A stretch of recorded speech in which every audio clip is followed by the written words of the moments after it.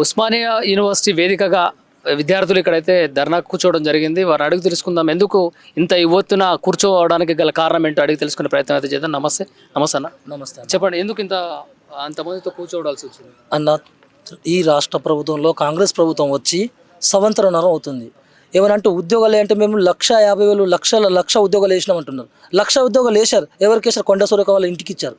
మా ఎందుకంటే నిరుద్యోగులకు ఒక్క ఉద్యోగం కూడా రాలేదు. కొండ సురేఖ లేకపోతే వాళ్ళ ఎమ్మెల్యే లేకపోతే వాళ్ళ చుట్టాలకు మాత్రమే ఉద్యోగాలు వచ్చినాయి. కానీ నిరుద్యోగులకు ఇక్కడున్న రాష్ట్ర తెలంగాణ ప్రజల్లో నిరుద్యోగమైన కుటుంబాలు ఎస్సీ, ఎస్టీ, బీసీ, మైనార్టీ వాళ్ళ ఎవ్వరికి కూడా ఉద్యోగాలు రాలేవు. మరి ఉద్యోగాలు ఎక్కడ పోయినాయని మేము అడుగుతున్నాం. మరి 2 లక్షల ఉద్యోగాలు మీరే కదా చెప్పింది, మేము వచ్చి అడగలేదు కదా. రేవంత్ రెడ్డి కదా చెప్పింది. మరి 2 లక్షల ఉద్యోగాలు ఎక్కడ ఉన్నాయో చెప్పండి. ఇంకా మళ్ళీ పొంగులేటి శ్రీనివాస్ మాటికి మేము జీపీఓ ఇస్తున్నాం 6 నెలల నుంచి ప్రచారం చేస్తున్నాం. కానీ జీపీఓ సంబంధించిన ఒక్క నోటిఫికేషన్ కూడా ఒక్క పోస్ట్ కూడా రిలీజ్ కాలేదు. మళ్ళీ దానికి వచ్చేసి మళ్ళీ దాంట్లో వీఆర్ఓ వాళ్ళకి సర్దుబాటు చేస్తున్నాడు. వాళ్ళకి ఎందుకన్నా కడుపు నిండినలోకి ఎందుకన్నా అన్నం పెడతారు?